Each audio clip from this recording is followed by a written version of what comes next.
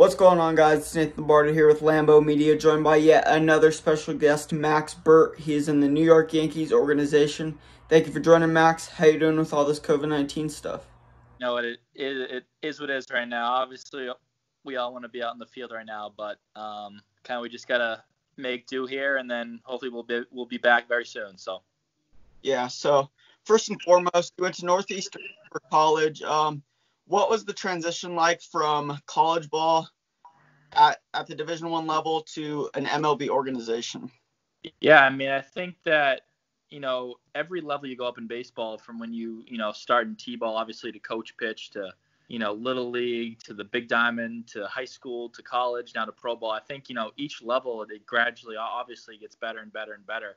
For me, obviously playing 4 years at Northeastern, which is a pretty high level school, and then I was actually lucky enough to play down the Cape for 2 summers. So I was used to that high level of baseball, and so I think for me the adjustment wasn't crazy. I mean, I think the biggest adjustment for me was obviously the speed of the game. It's like the best players from every team that you've ever played against essentially is the level of these kids, and even better obviously because there's many kids from other countries and stuff like that. So for me, it just kind of was just I think what I've learned here in pro ball is just to slow the game down. I mean, it's the same game that we've played forever.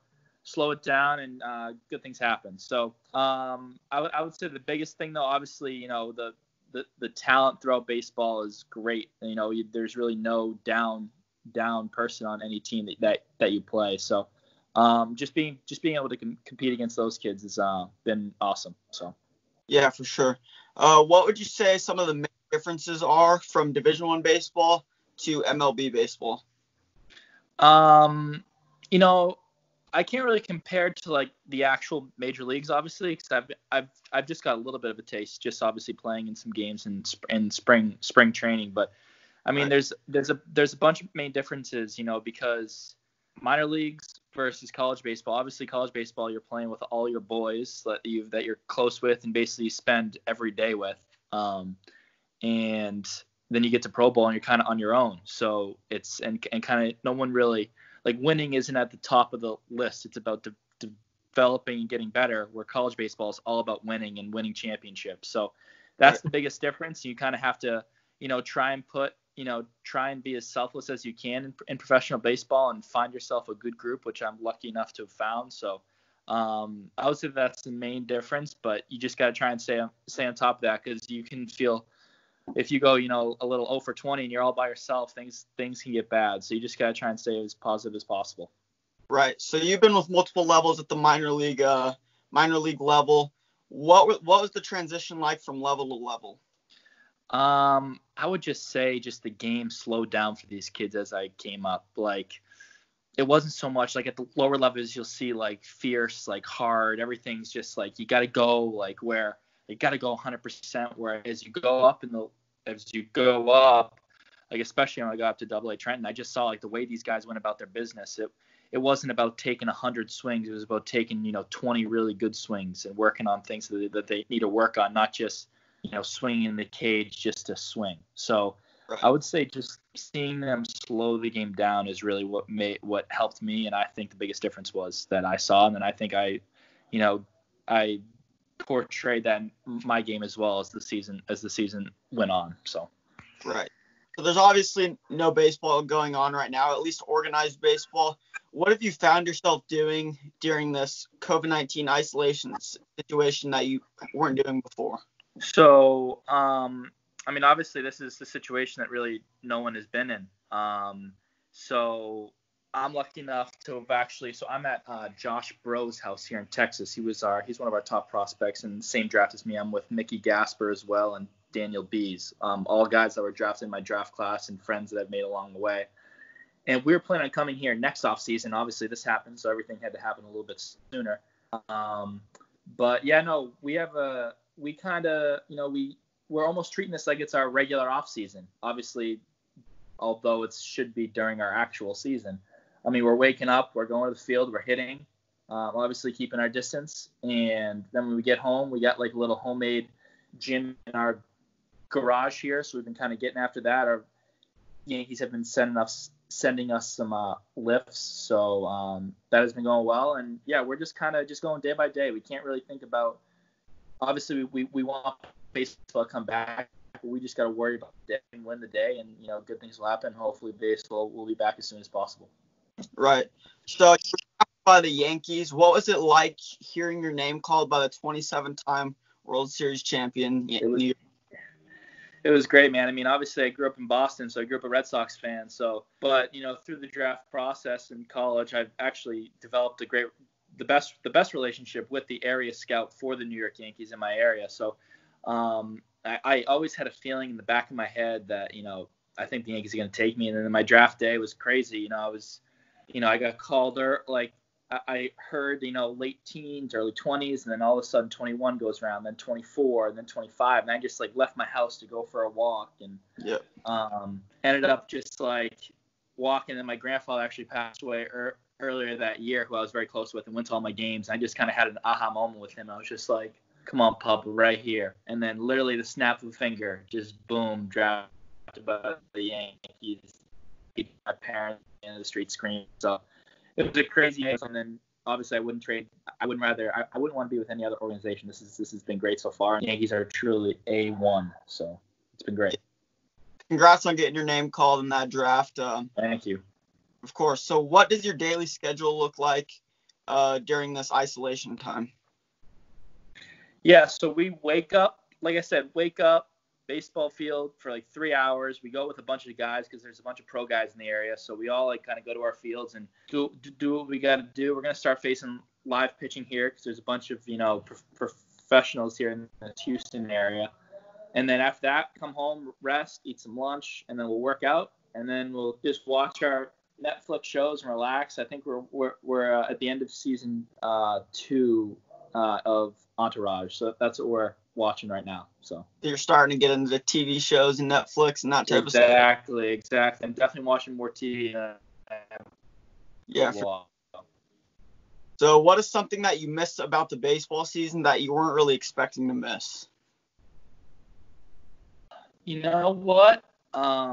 Baseball is kind of in my life ever really since college started. Obviously, other things are important, but baseball has always been my place to kind of get away from everything. So, everything that I've missed, the fans, being with the guys, waking up, going to the field early, getting my extra work in. Those are things I always knew I was going to miss that I still miss to this day. But I really wouldn't say anything surprised me that I miss. I would just say, people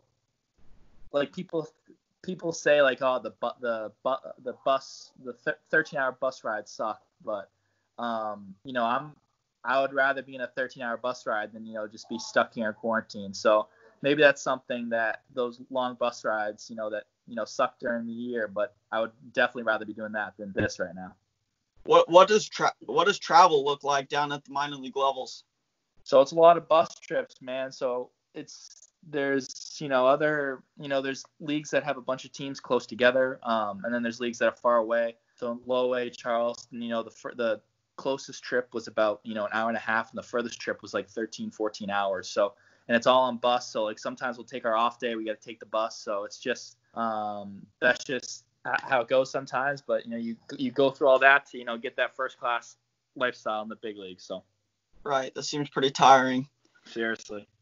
So you've obviously had some special moments in your career already. What are some of your most memorable moments that you've had in your career thus far?